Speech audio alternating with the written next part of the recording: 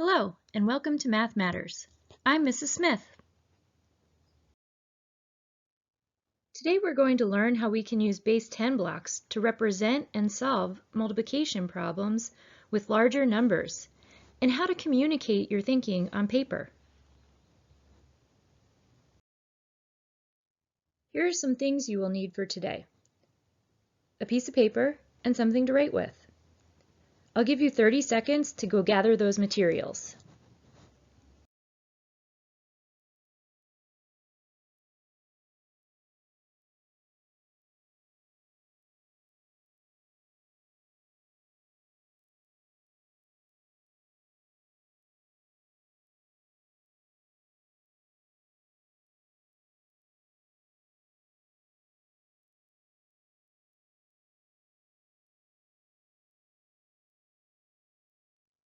The problem we are going to solve first is 3 times 16, which is also 3 groups of 16.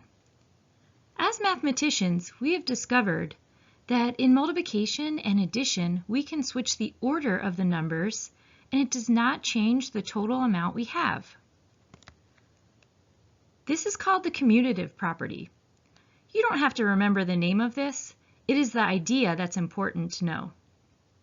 So we could also think of this as 16 times 3, which is 16 groups of 3. Usually when I'm adding, I start with the greater number because then you have less to add on. It's more efficient. Today, we are going to be representing and solving our equations using base 10 blocks. Thinking about these problems, would you rather represent and solve for 3 groups of 16 or 16 groups of 3? Yeah, me too. Let's do 3 groups of 16. That will be much more efficient. Since we're going to practice representing multiplication using base 10 blocks, we need to establish what the unit is. Today, this cube will represent our unit and have the value of 1. If this cube equals 1, then that means that the blue rod will have the value of 10 because it takes 10 yellow cubes to make the blue rod. First, let's make our 3 groups. 1 group, 2 groups, 3 groups. Next, I'm going to put 16 in each circle. Can you think of how I might do that using the base 10 blocks? What blocks will I need to make 16? That's right. I need 1 rod and 6 units.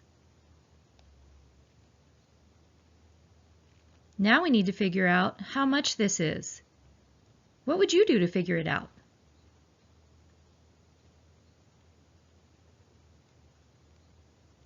One way we can do this is to count the blocks. It looks like I can definitely regroup some of the ones into a 10, so I'm going to start there. Let's count out 10 units together. 1, 2, 3, 4, 5, 6, 7, 8, 9, 10. So now let's take those 10 units and trade them in for a rod. Now what should we count? How about we'll count the rods by 10? 10, 20, 30, 40, and then we have the ones left to count.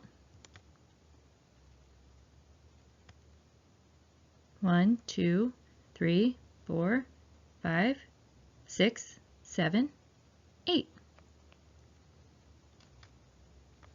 So we have 40 with the rods and 8 ones. So that gives us 40 plus 8 equals 48. Now we know that 3 times 16, or 3 groups of 16, equals 48.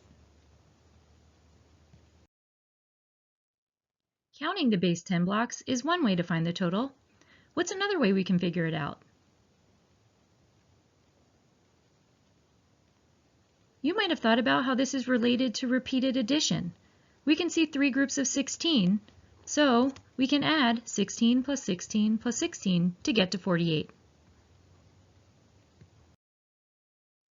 The next problem we're going to solve is 4 times 23, or 4 groups of 23.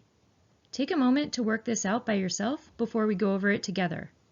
You can use a strategy you know, or try drawing out the base 10 model that we just did to solve it.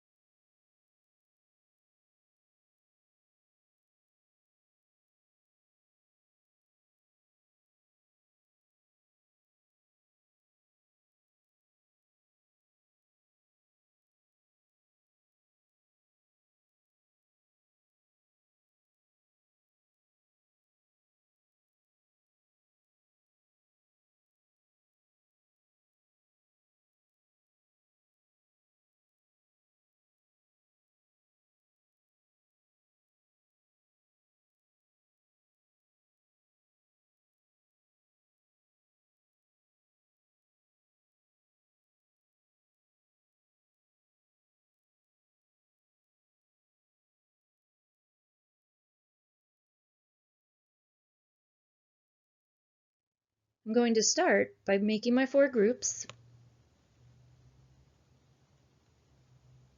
and then I need to put 23 into each group. I'm going to use 2 rods and 3 units to represent 23. We do that in each circle. Now we need to figure out how much this is altogether. You could start by counting and think about counting all of the rods and then the units. Or you could look to count the units to make another group of 10. I think I'll do that first. Let's count out 10 units so we can make a rod. 1, 2, 3, 4, 5, 6, 7, 8, 9, and 10. Now we can trade those 10 units for a rod.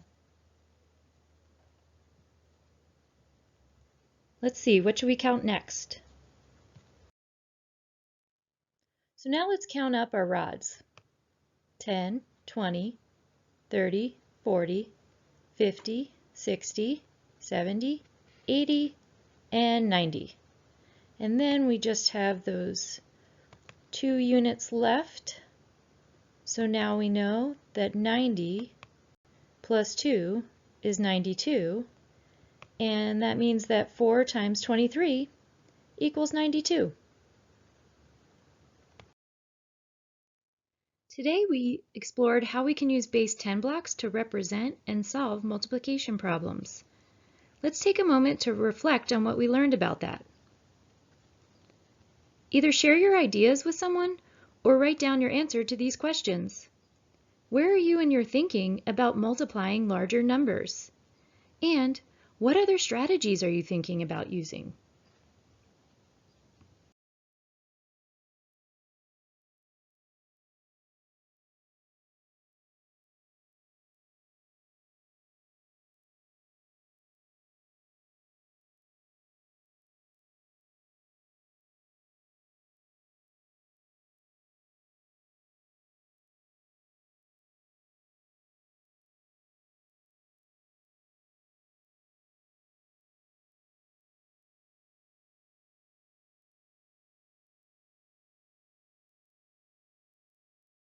Thanks for joining me today.